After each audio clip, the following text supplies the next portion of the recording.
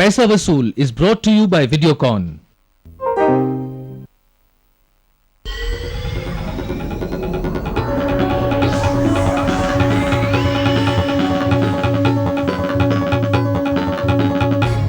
नमस्कार, पैसा वसूल के इस कड़ी में आप सभी का स्वागत है। मैं हूं वर्षा मालवदे।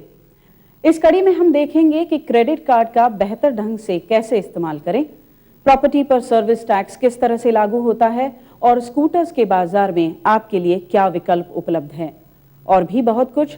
लेकिन सबसे पहले इस हफ्ते की सुर्खियां। अंबानी बंधुओं में सुलह और मॉनसून के आगमन से सेंसेक्स तेजी से बढ़कर 7,000 अंक तक पहुंचा।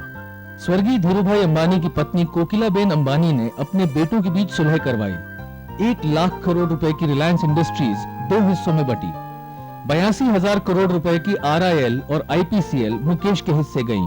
वहीं अनिल को रिलायंस इंफोकॉम, रिलायंस एनर्जी और रिलायंस कैपिटल मिली। अनिल ने अपने समूह का नाम अनिल धीरूभाई अंबानी एंटरप्राइजेज या ADA एंटरप्राइजेज रखा। 3,000 करोड़ रुपए के निवेश का ऐलान किया। पेट्रोल और डीजल की कीमतों में ₹2.72 और ₹2.39 प्रति लीटर की वृद्धि। रसोई गैस और मिट्टी के तेल की कीमतों में कोई बदलाव नहीं। क्रेडिट कार्ड आजकल हर जगह इस्तेमाल किया जाने वाला एक आसान साधन बन गया है, लेकिन इससे जुड़ी कई बातें हैं जिन्हें जानना काफी जरूरी है। इस विषय पर हमसे बात करने के लिए स्टूडियो में मौजूद हैं अपनालोन.com के CEO हर्ष रुंगटा। लेकिन इनसे बात करने से पहले आइए देखते हैं हमारे संवाददाता कपिल देव सिंह की ये रिपोर्ट।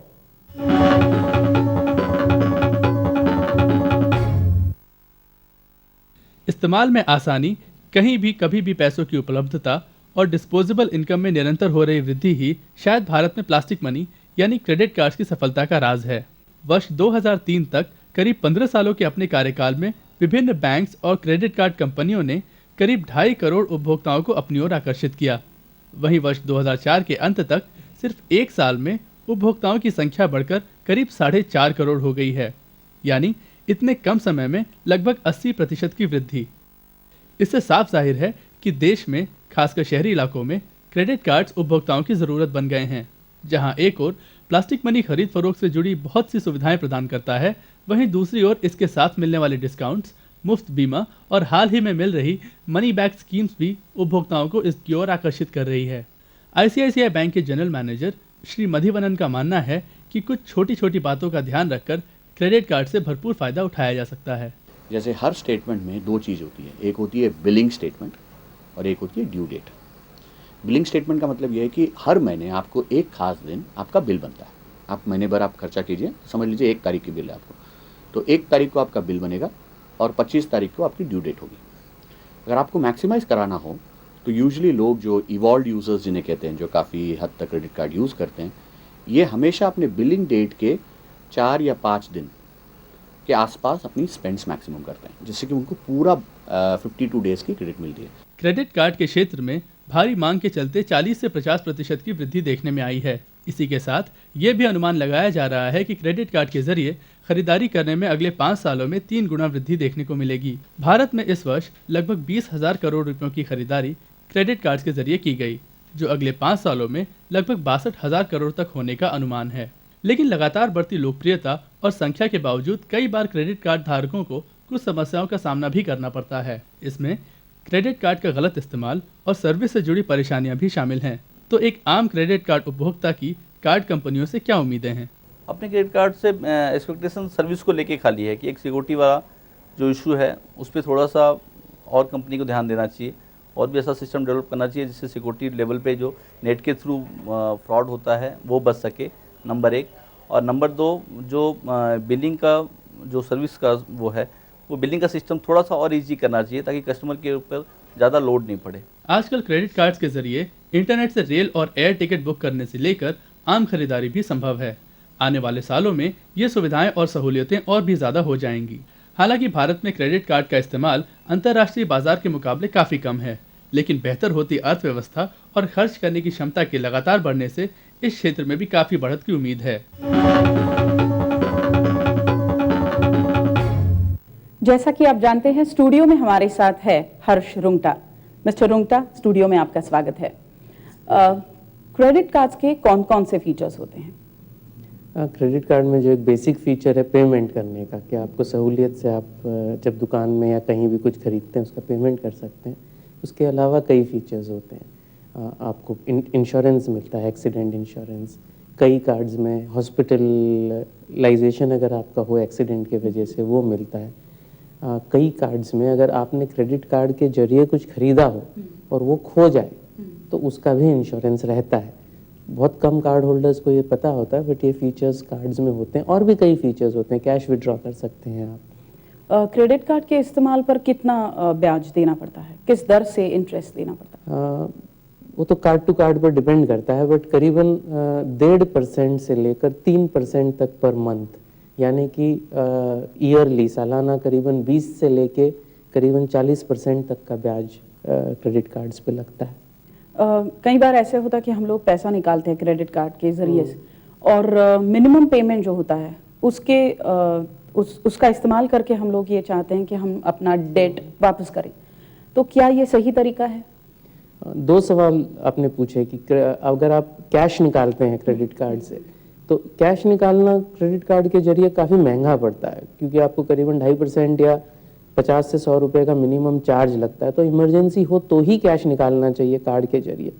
रहा सवाल मिनिमम पेमेंट करने के क्या फ़ायदे हैं, तो मिनिमम पेमेंट करने का सबसे बड़ा फ़ायदा ये है कि आपको सहूलियत मिल जाती है उसको आसानी से चुकाने की, लेकिन वो एक बहुत कॉस्ट पे आता है। जैसे मैंने बताया कि ब्याज दर करीबन 20 से 40% सालाना होती है, तो वो काफ़ी एक कॉस्ट पे आती है। तो एक छोटे से पीरियड के लिए अगर आपको डिफरमेंट करना है, उसका पेमेंट को करना नहीं है, तो वो ठीक है।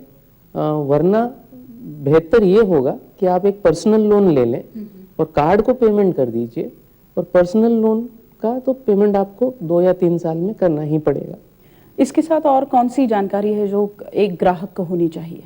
कार्ड कोई क्रेडिट पीरियड होता है कार्ड में, तो उसको ध्यान रखना चाहिए कि मेरा फ्री क्रेडिट पीरियड क्या है।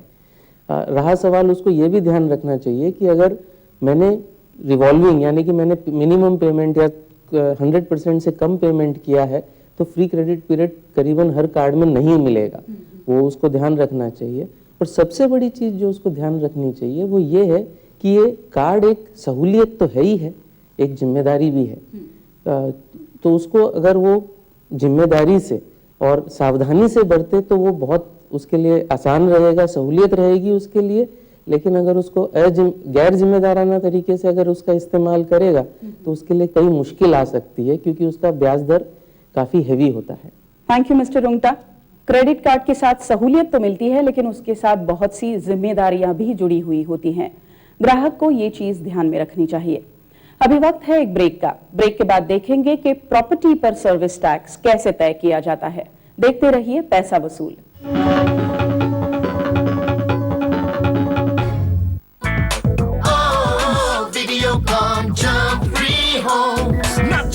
ना धूल, हर सांस एकदम कूल, फूड हो फ्रेश, बिल्कुल ताजा, जर्म्स का यारो बच गया बाजा। आंखों का रखे पूरा ख्याल, टीवी देखो बिना सवाल, कपड़ों की करो जम के धुलाई, जर्म्स की तो हो जाए पूरी पिटाई। Videocon germ free homes.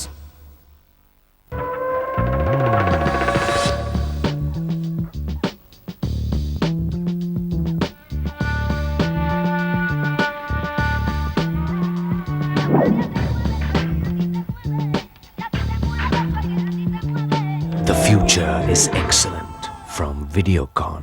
पहले तो कोई पास बैठने को ही राजी नहीं। ठीक है दादाजी, क्रिकेट ठीक है। पेश है बड़ा वीडियोकॉन टीवी SVMC टेक्नोलॉजी के साथ, यानी बड़ा टीवी बड़ा मजा। अब तो चिंटू की पूरी नालायक पलटन नीता की नटखट सहेलियां, यहाँ से कोई हिलने को ही तैयार नहीं। जब देखो हाउसफुल। ठीक है, वीडियोकॉन टीवी बड़ा है तो बेहतर है।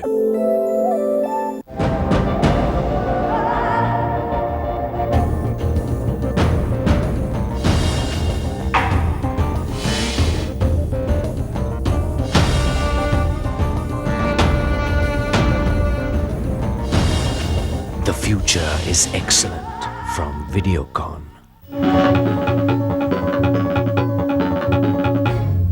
Welcome back. आपके घर या जमीन पर लगने वाला सर्विस टैक्स किन किन बातों को ध्यान में रखकर तय किया जाता है और इनमें किस तरह के नए बदलाव आए हैं, इस विषय पर चर्चा करने के लिए स्टूडियो में मौजूद है हमारे प्रॉपर्टी एक्सपर्ट राजू कानी। लेकिन उनसे बात करने से पहले देखते हैं शेफाली पाठक की ये रिपोर्ट।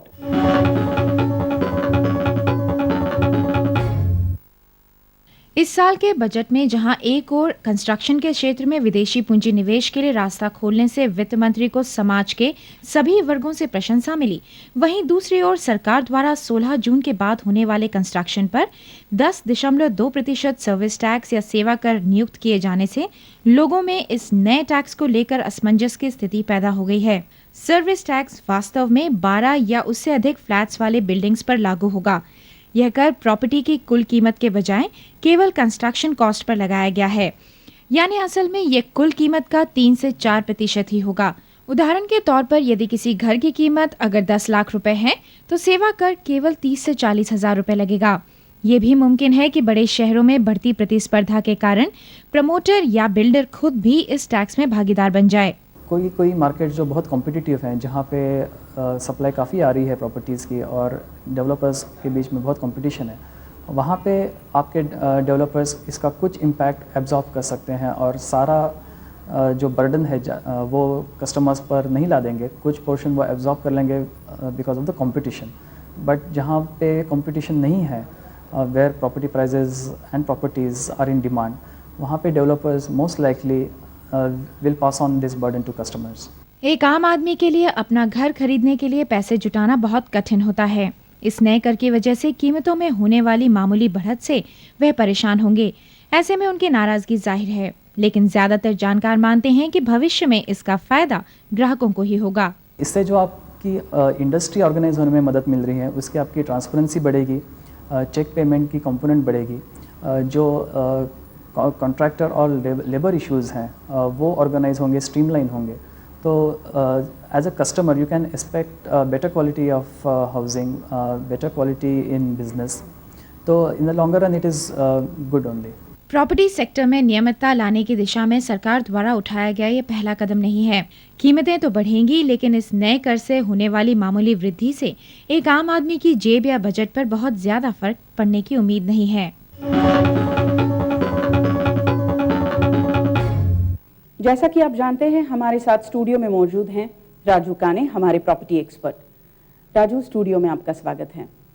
सर्विस टैक्स क्या है? देखिए, सर्विस टैक्स एक नया टैक्स है, पिछले 4-5 सालों से सरकार ने लगाया हुआ है, जो अलग अलग प्रकार की सर्विसेज हैं उन पर यह टैक्स लगता है।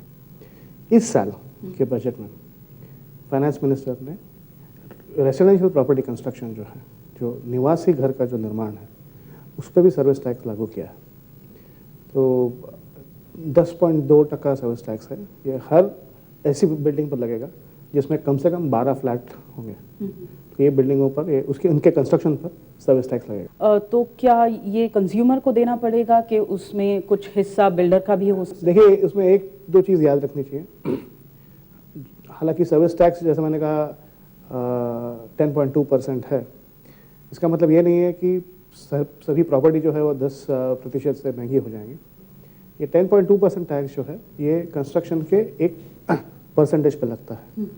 सो 33% of the cost of construction which on, इसके ऊपर ये टैक्स लगेगा। तो लगभग 3-3.5% का टैक्स लगेगा किसी भी नए कंस्ट्रक्शन के लिए, और उतनी प्रॉपर्टी महंगी हो जाएगी। इसका मतलब कंज्यूमर को इतना टैक्स ज़्यादा भरना पड़ेगा? हाँ, क्योंकि सर्विस टैक्स का बेसिस यही है कि जो सर्विस प्रोवाइडर है उस पर यह टैक्स लगता है, और ये टैक्स वो अपने कंज्यूमर से वसूल करता है। तो जैसे इसमें कोई जो बिल्डर है उस पर उसको ये सर्विस टैक्स लगेगा, और ये अपने कंज्यूमर से उसको वसूल करेगा। इसके कैलकुलेशन के बारे में अभी आपने 33% की बात बताई, तो इसे और इसके कैलकुलेशन के बारे में और कुछ बताइए ना। देखिए, ऐसा जैसे मैंने कहा, टैक्स लगता है सर्विस पर। अब जब आप बिल्डिंग बनाते हो तो उसमें मटेरियल है, लेबर है, तो या तो बिल्डर के पास 2 ऑप्शन है। या तो जो मटेरियल वो खरीद रहा है उसको सेट ऑफ ले ले सेंट वैट से, सेंट्रल वैट से, और जो बाकी बचे सर्विसेज पर वो 10.2% टैक्स ले भरे। या ये भी प्रोविजन दी गई है कि 67% they assume cost of construction material and labour है, और जो सर्विसेज हैं उसकी कॉस्ट 33% है, तो उसके ऊपर ये 10.2% बैठेगा, ये 33% के ऊपर, तो लगभग 3.5% के आसपास ये सर्विस टैक्स का इम्पैक्ट हो जाएगा। बहुत सारे लोग ये भी सोच रहे हैं कि शायद ये सर्विस टैक्स अब आगे जाके लागू ना हो, तो क्या अभी घर खरीदा जाए? देखिए, अगर आप दुनिया में कहीं पे पर देखें, एक बार जब टैक्स लग जाता है तो उसको बहुत रेयरली विड्रॉ हो जाता है। तो ऐसा तो नहीं है कि सर्विस टैक्स अब लगा है तो कल परसों या अगले साल निकल जाएगा। तो अब जब सर्विस टैक्स लगा है तो उसको मान लेना चाहिए, क्योंकि बढ़ोत जो है कीमतों में वो सिर्फ 2 या 3% से आने वाली है, तो उसको एक्सेप्ट करके घर खरीद लेना चाहिए। उसके लिए वेट करने में कोई मतलब नहीं है। Thank you Raju. जैसा कि राजू ने कहा कि घर की कीमत में इस सर्विस टैक्स की वजह से बहुत मामूली सी बढ़ोतरी होगी। अगर आप कोई स्कूटर खरीदना चाहते हैं तो इस ब्रेक के बाद हमारे ऑटो एक्सपर्ट भूषण आपको बताएंगे कि कौन सा स्कूटर आपके लिए सही है। देखते रहिए पैसा वसूल।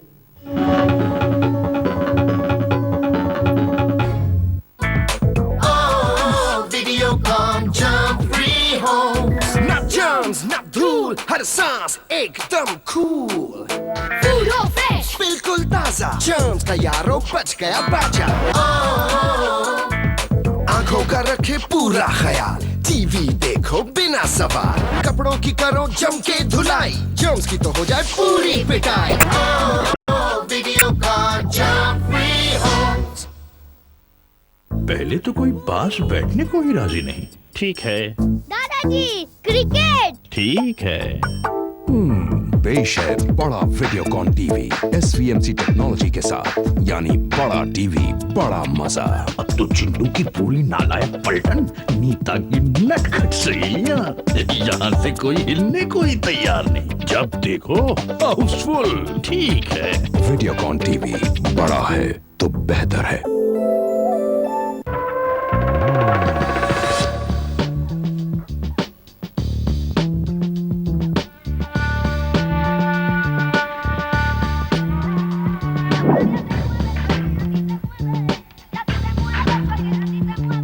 The future is excellent from Videocon.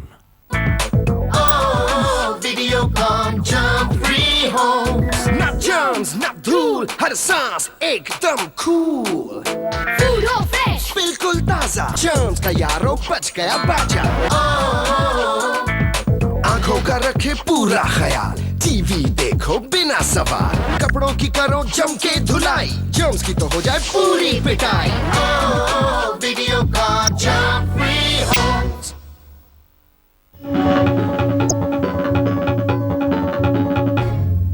पैसा वसूल में एक बार फिर आपका स्वागत है।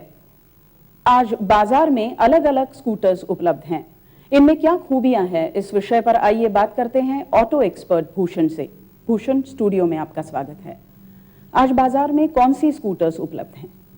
कई प्रकार की स्कूटर्स उपलब्ध हैं बाजार में। जैसे आप अगर उनको डिवाइड करना चाहें तो गियर्ड स्कूटर्स हैं, नॉन गियर्ड स्कूटर्स,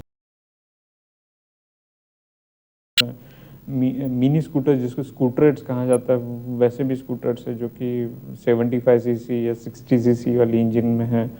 काफ़ी तरह के स्कूटर्स, जैसे 4 स्ट्रोक इंजन, 2 स्ट्रोक इंजन वाली स्कूटर्स भी उपलब्ध हैं। लेकिन हमें कौन सी स्कूटर खरीदनी चाहिए, इसका चुनाव हम कैसे करें? साइज़ पे निर्भर करता है स्कूटर की।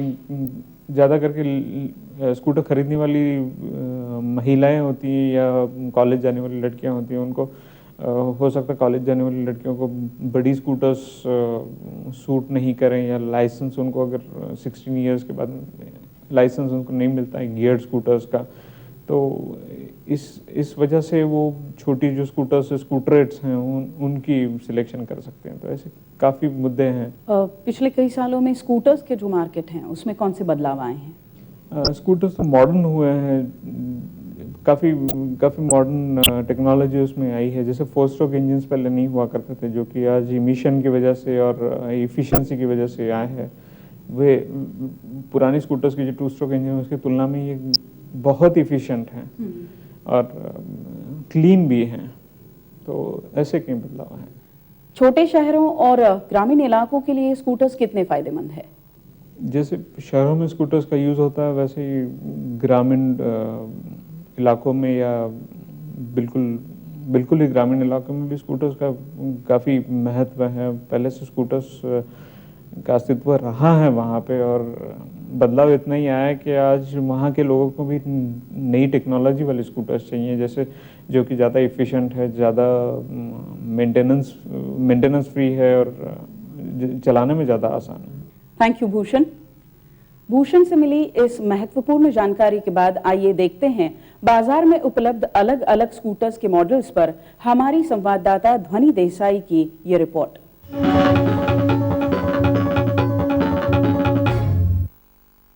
पिछले कुछ वर्षों की निरंतर गिरावट के बाद भारत के स्कूटर मार्केट में एक बार फिर वृद्धि का दौर शुरू होता दिखाई दे रहा है।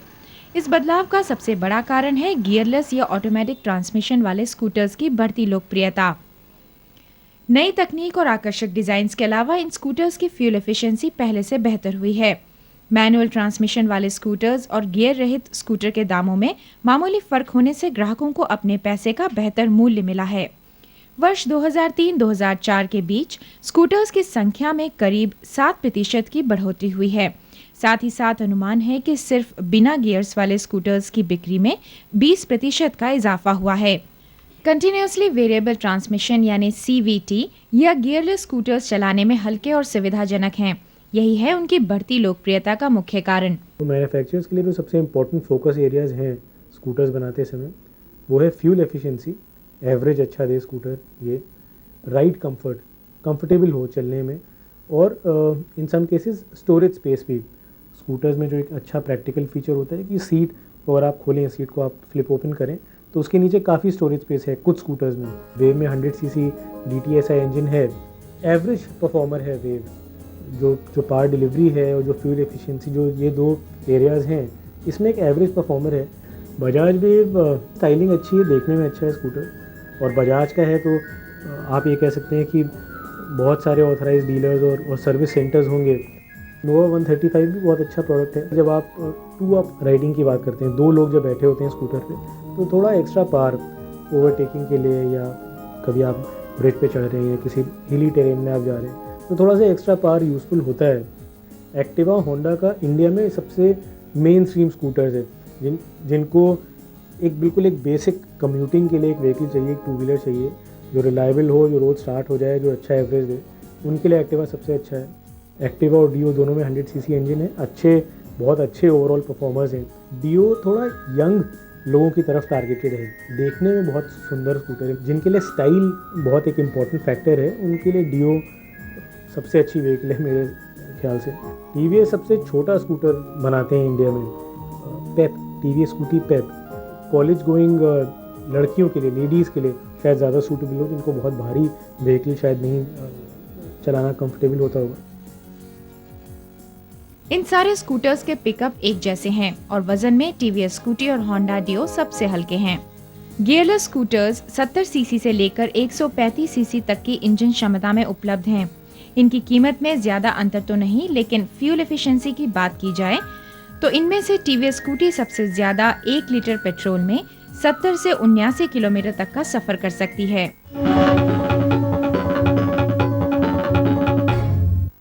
पैसा वसूल की इस कड़ी में बस इतना ही। आप अपने प्रश्न और सुझाव हमें लिख भेजें इस पते पर। पैसा वसूल, 3rd फ्लोर आदेश्वर आर्केड, अंधेरी कुर्ला रोड, अंधेरी ईस्ट, मुंबई 400059, इंडिया TVC। आप हमें paisa.vasool@rediffmail.com पर ईमेल भी कर सकते हैं। जाने से पहले आइए देखते हैं ईमेल और पत्रों के जरिए हमें मिल रहे आपके कुछ सवालों के जवाब। अगले हफ्ते इसी दिन इसी समय देखना ना भूलें पैसा वसूल, सिर्फ DD न्यूज पर। जी जयप्रकाश का प्रश्न है कि वह बजाज CT 100 और हीरो होंडा सुपर स्प्लेंडर के बीच किसका चुनाव करें। ये देखिए कि दोनों फ्यूल एफिशिएंट है। आप इतना देखिए आपको क्या चाहिए। अगर स्टाइल चाहिए तो आप सुपर स्प्लेंडर की तरफ देख सकते हो, या अगर आपको एफिशिएंसी चाहिए और परफॉर्मेंस चाहिए विदाउट ज़्यादा लुक्स नहीं हो तो भी चलेगा, तो आप CT 100 की तरफ भी देख सकते हो। पाटन के अनिल विश्वकर्मा जानना चाहते हैं कि मोटरसाइकिल चलाते वक्त ईंधन की बचत कैसे की जाए। तो हमेशा ध्यान दें कि आप क्लच जितना कम इस्तेमाल कर सकते हो उतना करें, और जो आपकी एक्सेलरेटर मूवमेंट्स हैं वो जितनी आप स्मूथ रख सकें उतनी ईंधन की बचत होगी। अहमदाबाद से मिस्टर गुप्ता जानना चाहते हैं होम लोन इंश्योर कराने की प्रक्रिया के बारे में। किसी भी अच्छे इंश्योरेंस कंपनी के पास जाएं, आजकल बहुत इंश्योरेंस हैं, प्राइवेट इंश्योरेंस कंपनीज हैं, उनके पास जाएं और उनसे टर्म इंश्योरेंस करा लें, जिससे ये होगा, बहुत सस्ता रहता है, इससे ये होगा कि 15 लाख का बीमा आपको 40-50 हज़ार में मिल जाएगा, और अगर खुदा न खास्ता उनको कुछ हो गया कल तो उनकी फैमिली पर इसका बर्डन नहीं रहेगा।